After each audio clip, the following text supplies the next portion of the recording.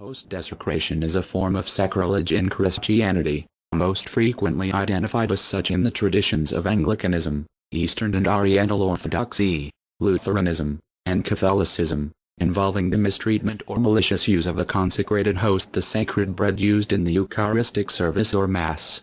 In Catholicism, where the host is held to have become the body of Jesus Christ, host desecration is among the gravest of sins. Intentional host desecration is not only a mortal sin but also incurs the penalty of excommunication laudi sententiae.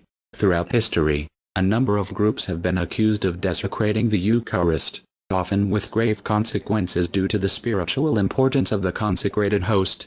In Christianity, within the Anglican Church, (4), Catholic Church, (5), Eastern Orthodox Church, (6), Lutheran Church, (7), Methodist Church, (4), and Oriental Orthodox Church, (8). During the celebration of the Eucharist, the offerings of bread and wine are changed into the body and blood of Jesus, a doctrine known as the real presence of Christ in the Eucharist, which has been believed from the earliest days of the Church. (9).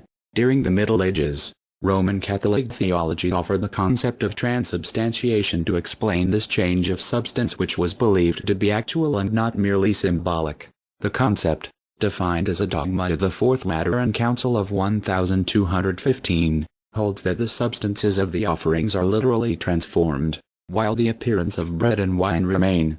Christians believe Jesus to be true God and true man. In the Catholic Church, therefore, his body, blood, soul and divinity, in the form of the consecrated host are adored. Theft, sale, or use of the host for a profane purpose is considered a grave sin and sacrilege, (5), which incurs the penalty of excommunication, which is imposed automatically in the Latin Rite. See Code of Canon Law, Latin Rite Code Canon 1367, or Eastern Rite Code Canon 1442. Some Protestant denominations, especially Lutherans, have similar beliefs regarding the Eucharist and the real presence, though they reject the Roman Catholic concept of transubstantiation, preferring instead the doctrine of the sacramental union, in which the body and blood of Christ are so truly united to the bread and wine of the Holy Communion that the two may be identified. They are at the same time body and blood, bread and wine. In this sacrament the Lutheran Christian receives the very body and blood of Christ precisely for the strengthening of the union of faith. (7). Both the Eastern Orthodox churches and the Oriental Orthodox churches, such as the Coptic Church, insist on the reality of the change from bread and wine into the body and the blood of Christ at the consecration of the elements, although they have never attempted to explain the manner of the change. (6), thus rejecting philosophical terms to describe it. (8). The Methodist Church similarly holds that Christ is truly present in the Eucharist through the elements of bread and wine, but maintains that how he is present is a holy mystery. (4). 10. Host desecration has been associated with groups identified as inimical to Christianity. It is a common belief that desecration of the host is part of satanic practice, especially the Black Massachusetts.